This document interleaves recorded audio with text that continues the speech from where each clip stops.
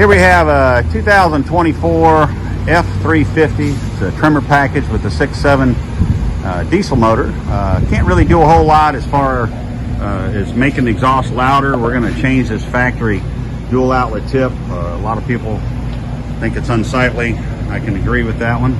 We're going to put a single black tip on it. You'll see that when we get done, but it's all factory. It's got the factory catalytic converter particle filter set up there, so you can't really do anything with that with the emissions.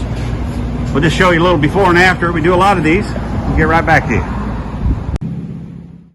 Okay, so as you can see, we have the tip installed. It really makes it pop. Those black wheels, lot of improvement there over that dual outlet tip there. So we just let you see that, and we'll get another video when it goes outside there.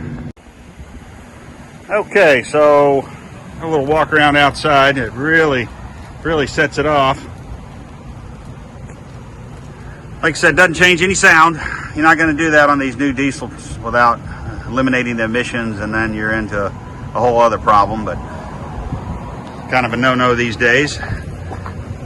That black really looks good.